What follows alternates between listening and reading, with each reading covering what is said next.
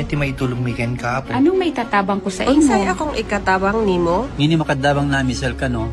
Sa anumang wika o dialekto, may tulong na darating sa iyo.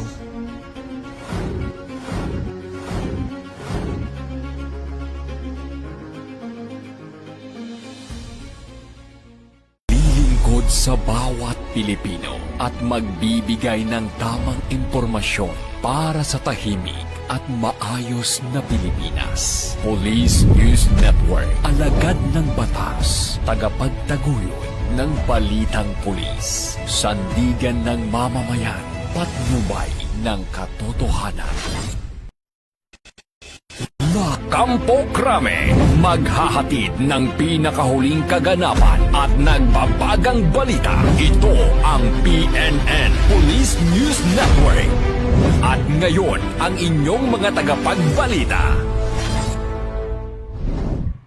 Magandang araw, Bagong Pilipinas. Ako ang inyong alagad ng batas, tagataguyod ng Balitang Pulis. Ako po si Patrolwoman Maria Danica Bacal Subungo mula sa Regional Mobile Force Battalion ng NCRPO. Maghahatid sa inyo ng tamang balita, kwento ng pulis at serbisyo para sa mamamayan. At ito ang PNP News Online, ang pangunahing balita ng Police News Network, alagad ng batas, tagataguyod ng Balitang Pulis.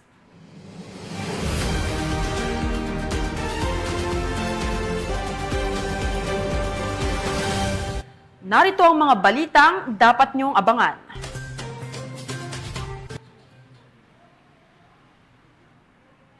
Miyembro ng Communist Terrorist Group, voluntaryong sumuko sa Police Regional Office 1.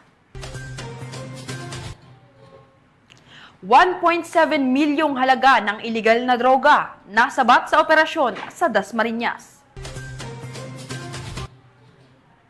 Mahigit 1 milyong halaga ng shabu nasabat sa Iloilo City ng PNP.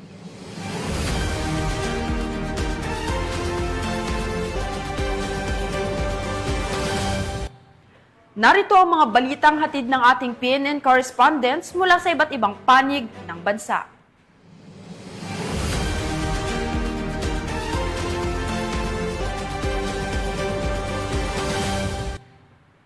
Simulan natin ang balita mula sa bahagi ng Luzon.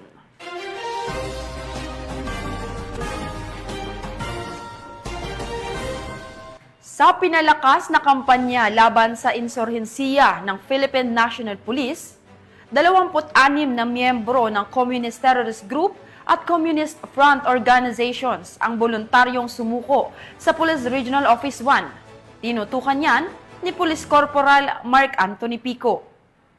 Nararamdaman ang epekto ng pinaigting na kampanya ng pamahalaan para sa kapayapaan sa Ilocos Region matapos na 26 na kasapi ng Communist Terrorist Group at mga kaugnay na organisasyon ang sumuko sa Police Regional Office 1 nitong buwan ng Setyembre taong kasalukuyan. Sa bilang na ito, 2 ay mga aktibong kasapi ng CTG, 3 ay New People's Army sa mga baryo, 18 ay miyembro ng Communist Front Organizations, 2 ang CFO supporters, at 1 naman ang Underground Mass Organization member. Isinuko rin ng mga dating rebelde ang 4 na piraso ng iba't ibang uri ng baril at 1 pampasabog. Ayon kay Police Brigadier General Dendo R. Reyes, Regional Director ng Police Regional Office 1, patuloy ang kanilang dedikasyon sa pagpapanatili ng kapayapaan sa rehiyon. Ang PRO-1 ay mananatiling matatag sa pangakong pangangalagaan ang estado ng matatag na panloob na kapayapaan at seguridad. Patuloy naming isusulong ang walang humpay na adhikain tungo sa kapayapaan upang matiyak na ang bawat mamamayan ay mamumuhay ng ligtas sa ilalim ng bagong Pilipinas. Pahayag ni Police Brigadier General Reyes. Ang naturang tagumpay ay bunga ng mas pinagtibay na kooperasyon ng mga lokal na pamahalaan, Philippine National Police, Armed Forces of the Philippines at mga mamamayan na patuloy na nagtutulungan upang tuluyang wakasan ang insurhensiya sa rehiyon, kung saan ang kapulisan ay maaasahan, malalapitan at mapagkakatiwalaan. Mula dito sa Ilocos Region, ako ang inyong PNN correspondent, Police Corporal Mark Anthony Pico, alagad ng batas, tagataguyod ng Balitang Pulis. Maraming salamat, Police Corporal Pico. 4 na lalaki arestado sa operasyon ng Dinalupihan PNP matapos masabat ang 212,000 pesos na halaga ng iligal na troso. sa Dinalupihan, Bataan. Ang report ay mula kay Patrolwoman Janice Bulahaw.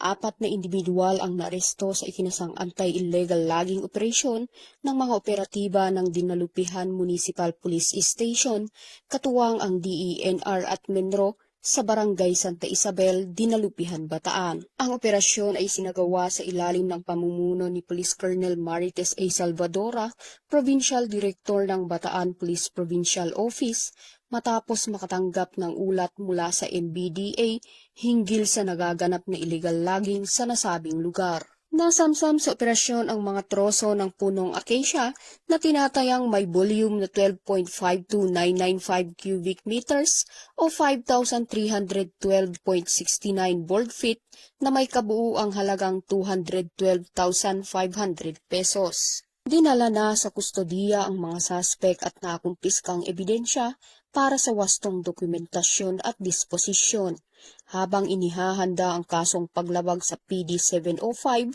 o Revised Forestry Code of the Philippines at RA 9175 o Chainsaw Act of 2002. Ang matagumpay na operasyon ay patunay sa patuloy na kampanya ng Bataan PNP laban sa mga paglabag sa batas pangkalikasan.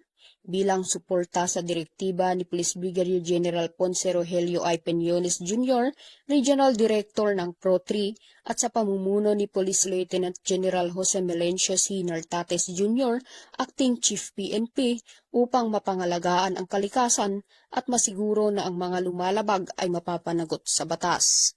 Mula dito sa Central Luzon, ako ang inyong PNN Correspondent, Patrolwoman Janice Bulahaw. Alagad ng batas, tagataguyod ng Balitang Pulis.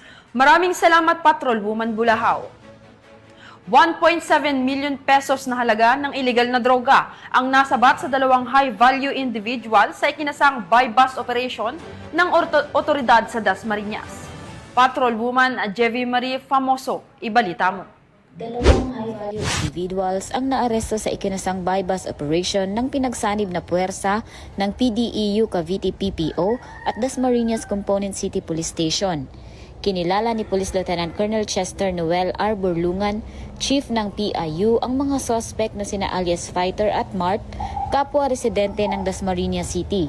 Nasamsam mula sa kanila ang tinatayang 250 gram ng hinihinalang shabu na may standard drug price na umaabot sa 1.7 million, 4 na heat-sealed plastic sachet, isang 500 buy-bust money at isang belt bag. Isinagawa ang operasyon sa koordinasyon ng PIDEA at gamit ang Alternative Recording Device o ARD para sa dokumentasyon. Kasalukuyang nasa kustodiya ng Dasmariñas CCPS ang mga sospek at sasampahan ng kaukulang kaso.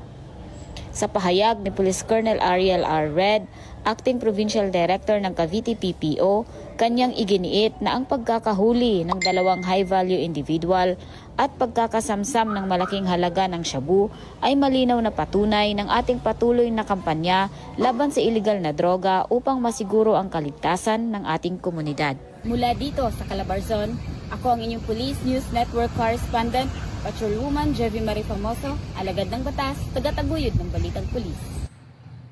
Maraming salamat, Patrolwoman Famoso. Sa patuloy na programa ng pamahalaan, voluntaryong sumuko ang isang leader ng Communist Terrorist Group sa Ginubatan, Albay. Ang buong detalye ay mula kay Police Corporal Angeli Torrecampo.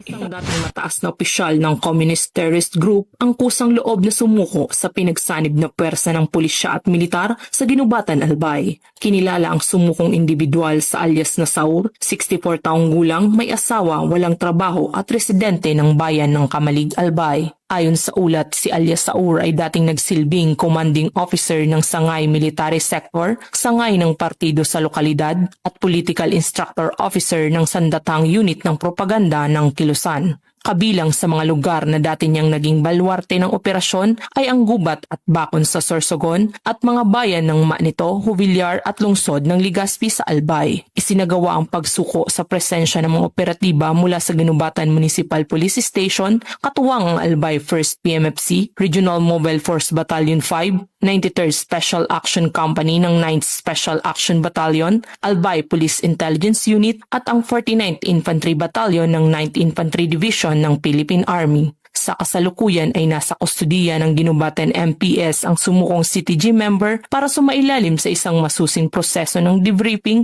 upang masuri ang kanyang pagkakasangkot sa Communist Terrorist Group. Ang PNP Bicol ay patuloy na nananawagan sa ating mga kababayan na nalihis ng landas dahil sa impluwensya ng maling ideolohiya na magbalik loob sa gobyerno upang mamuhay ng maayos at mapayapa kasama ang kanilang pamilya.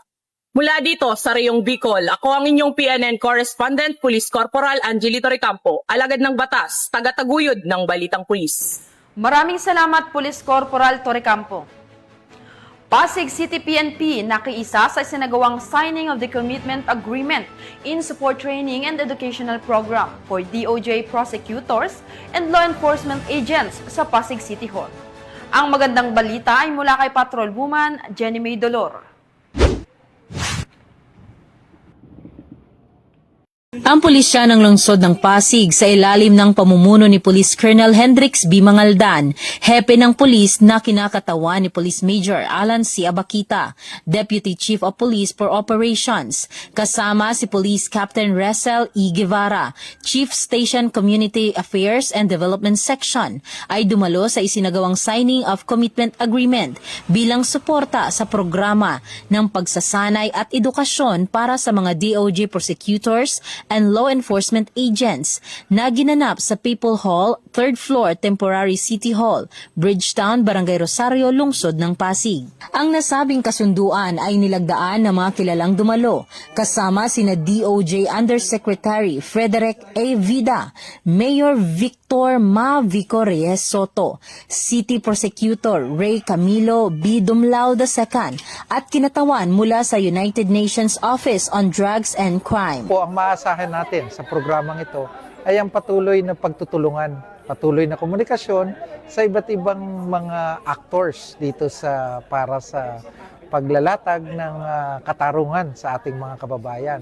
Pagtutulungan ng LGU, ng kapulisan, ng DOJ, ng mga prosecutors at iba pang mga law enforcement agencies na sa dulo kasi ang makikinabang nito ang taong bayan.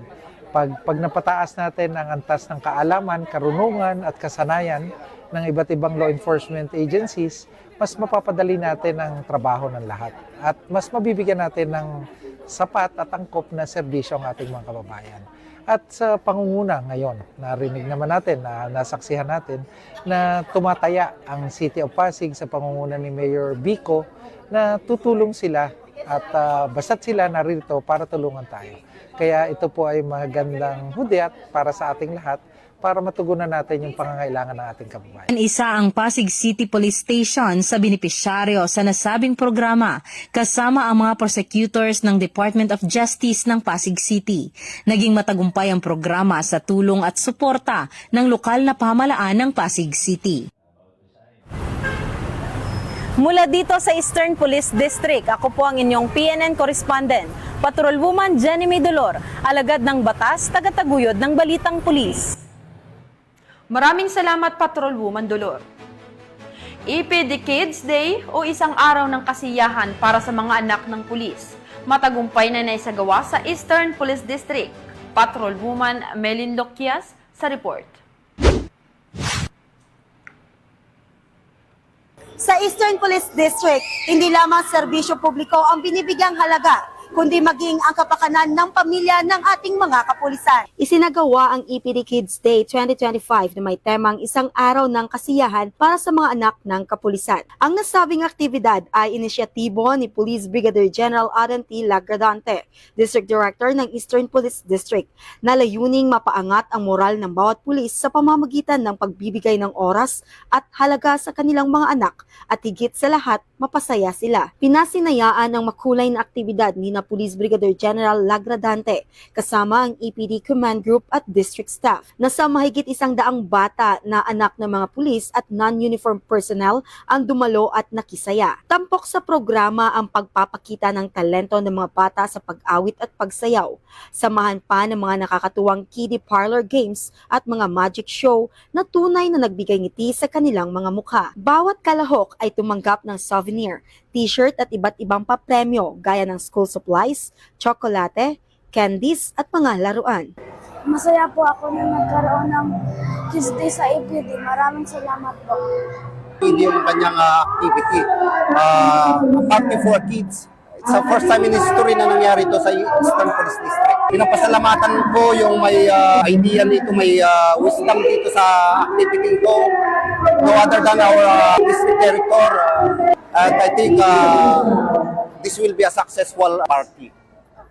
Isang masayang araw na puno ng halakhak at kulay ang nagbigay inspirasyon hindi lamang sa mga bata, kundi lalo na sa kanilang mga magulang na bahagi ng EPD. Mula dito sa Eastern Police District, ako po ang inyong Police News Network correspondent, Patrolwoman Melin Biloquias, alagad ng batas, tagataguyod ng Balitang Pulis.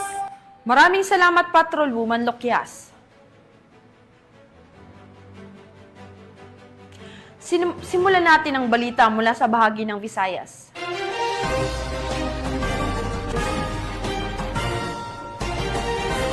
Sa kulungan ng bagsak ngayon ng 4 na drug suspect matapos mahuli sa anti-illegal drug operation ng City Drug Enforcement Unit ng Iloilo City. Mahigit 1 milyong halaga ng illegal na droga nasabat. Patrolwoman Charmaine Balunsat magbabalita.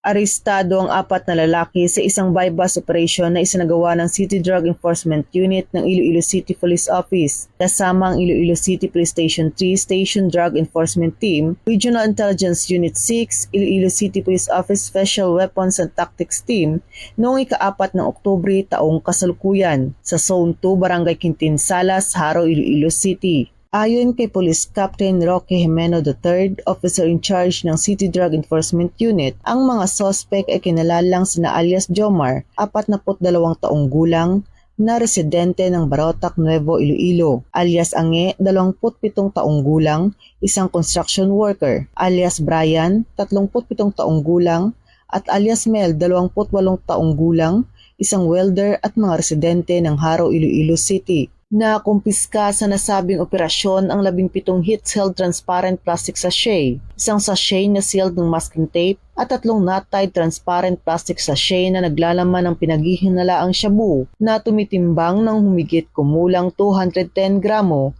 na may standard drug price na nagkakahalaga ng tinatayang 1,428,000 pesos. Na-recover din sa operasyon ang 2 rolled aluminum foil, isang aluminum strip na may residue ng pinaghihinalaang shabu at iba pang mga non-drug items. Kasalukuyang nasa kusudian na ng kapulisan ng 4 na suspect para sa tamang dokumentasyon at sasampahan ng kasong paglabag sa Republic Act 9165 o ang Comprehensive Dangerous Drugs Act of 2002. Patuloy ang kampanya ng kapulisan kontra iligal na droga para sa katahimikan at kaligtasan ng komunidad tungo sa isang ligtas na bagong Pilipinas. Mula dito sa Western Visayas, ako ang inyong Police News Network correspondent, Patrolwoman Charmaine Balunsat, alagad ng batas, tagataguyod ng Balitang Pulis. Maraming salamat, Patrolwoman Balunsat. Sa paghahain ng warrant of arrest, arestado ang isang lalaki na may kasong attempted rape ng mga otoridad sa barangay San Fernando, Basay, Samar. Patrolwoman Maria Elena Singian, ibalita mo. Nahuli ng mga otoridad ang isang lalaking wanted person na may kasong attempted rape sa barangay San Fernando, Basay, Samar. Bandang alas 11:10 ng tanghali nang maaresto ang akusado ng mga tauhan ng 805th Maneuver Company Regional Mobile Force Battalion 8 kasama ang Regional Intelligence Division 8 at Basay Municipal Police Station sa bisa ng warrant of arrest para sa kasong attempted rape na may narekomendang piyansa na 120,000 pesos para sa pansamantalang kalayaan. Ang akusado ay dinala sa Basay MPS para sa kaukulang dokumentasyon at tamang disposisyon. Ang pambansang pulisya ay hindi titigil sa pagtugis sa mga nagkasala at patuloy na nagkakasala sa batas upang matiyak ang kaayusan at katahimikan sa ating bansa. Dahil sa bagong Pilipinas, ang gusto ng pulis, ligtas ka. Mula dito sa Eastern Visayas, ako ang inyong PNN correspondent, Patrolwoman Maria Elena Singian, alagad ng batas, tagataguyod ng Balitang Pulis. Maraming salamat, Patrolwoman Singian. Simulan natin ang balita mula sa bahagi ng Mindanao.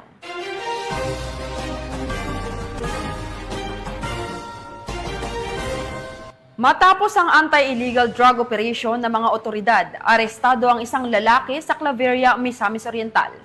Ang buong detalye ay mula kay Patrolwoman Danessa Berdos.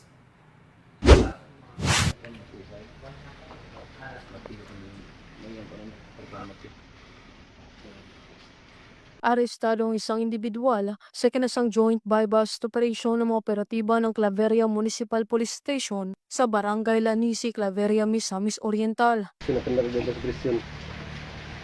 Ang kong ginakop sa pagbagya sa ginong aduga. So, among ginakop. Kaya may katungod sa pagpakailom. Kanan namin istorya, pwedeng paborbata kanimo. Kinilala ni Police Captain Rodel Labadan, OIC ng Claveria MPS, ang suspect na si alias Dante, lalaki at residente ng nasabing lugar. Sa ikinasang operasyon ng mga operatiba ay nakuhang maliliit na pakete ng hinihinalang shabu at isang 500 peso bill na ginamit bilang buy-bust money. Naharap ang suspect sa kasong paglabag sa RA 9165 o Comprehensive Dangerous Drugs Act of 2002. Mula dito sa Capistrano, Busa, Cagayan de Oro City, ako ang inyong Police News Network Correspondent Patrolwoman Danessa Berdos, alagad ng batas, taga-taguyod ng Balitang Pulis. Maraming salamat, Patrolwoman Berdos. 170,000 pesos na halaga ng shabu ang nasabat sa isang matandang lalaki sa isinagawang buy-bust operation ng otoridad sa Coronadal City.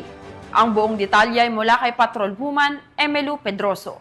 Ang isang lalaking senior citizen sa isinagawang drug buy-bust operation ng Coronadal City PNP sa Purok New Liganis, Barangay Zone 1, Coronadal City, South Cotabato nito lamang ika-3 ng Oktubre taong kasalukuyan. Kinilala ni Police Lieutenant Colonel Peter L. Pinalgan Jr., hepe ng Coronadal City Municipal Police Station, ang suspect na si alias Ray, 60 taong gulang, may asawa, isang laborer at residente ng nasabing barangay. Nasa humigit kumulang 25 gramo ng hinihinalang iligal na droga na may tinatayang halaga na 170,000 pesos ang nakumpiska mula sa sospek. Sinampahan na ng kasong paglabag sa Republic Act 9165 o Comprehensive Dangerous Drugs Act of 2002 ang sospek. Nananawagan naman ang kapulisan ng Police Regional Office 12 sa publiko na makipagtulungan na labanan ng iligal na droga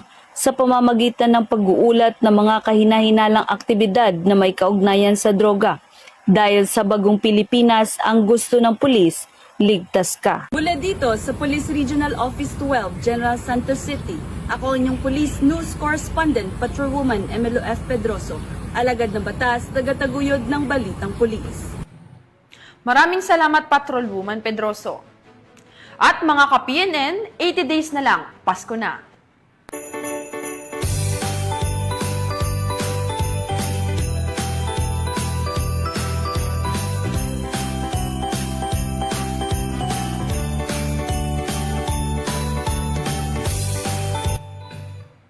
Sa ngalan ng pamunuan ng Philippine National Police, sa pangunguna ni Acting Chief PNP, Police Lieutenant General Jose Melencio Nartates Jr.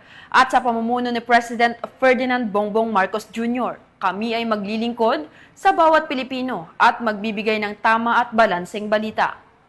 Mula rito sa tanggapan ng tagapag-ugnay ng pambansang pulisya, kami ang inyong alagad ng batas, taga-taguyod ng Balitang Pulis. Ako ang inyong tagapag-ugnay, Patrolwoman Maria Danica Bacal Subungo, maghahatid ng tamang balita, kwento ng pulis at serbisyo para sa mamamayan. At ito ang PNP News Online, ang pangunahing balita ng Police News Network.